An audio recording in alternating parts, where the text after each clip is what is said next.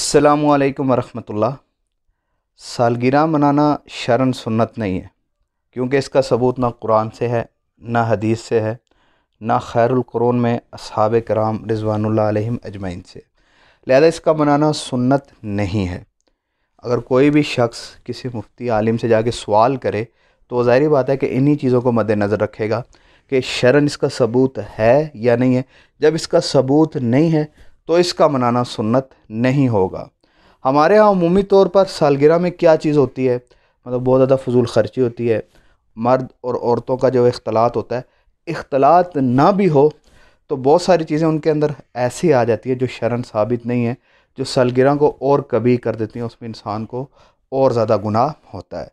البتہ کوئی شخص اس دن، جس دن اس کا جنم دن ہے، سالگرہ ہے، اس دن شکرانے کے نفل پڑھے، اللہ تعالیٰ کا شکر ادا کرے اور کچھ بطور صدقے کے اپنے قریبی گھروں میں کوئی چیز بانٹ دے تو یہ شرعاً درست ہے۔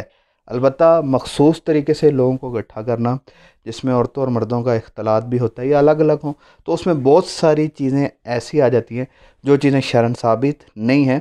البتہ نبی کریم صلی اللہ علیہ وسلم سے بچے کی پیدائش کے موقع پر عقیقہ کرنا شرعاً ثابت ہے۔ اس کی ترتیب یہ حضور صلی اللہ علیہ وسلم نے بتائی ہے، 7ویں دن، نہیں تو 14ویں دن، نہیں تو 21ویں دن، نہیں تو پھر 7ویں دن کی مناسبت سے کسی بھی دن کر لیں، یہ زیادہ بہتر ہے۔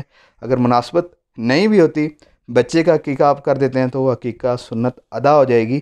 البتہ سالگرہ کے بارے میں کوئی بھی چیز شرعاً کہیں سے بھی ثابت نہیں ہے۔ یہ ایک مغربی تہذیب ہے جو ہمارے لوگوں کے اندر منتقل ہوئی ہے، اور ہمارے لوگ جو ہیں وہ ان کی تقلید کرتے ہیں، لہذا اس سے بچنا چاہیے، ان چیزوں سے احتراز کرنا چاہیے۔ ہمیشہ وہی عمل کریں جو نبی کریم صلی اللہ علیہ وسلم نے کیا۔ جزاک اللہ خیر۔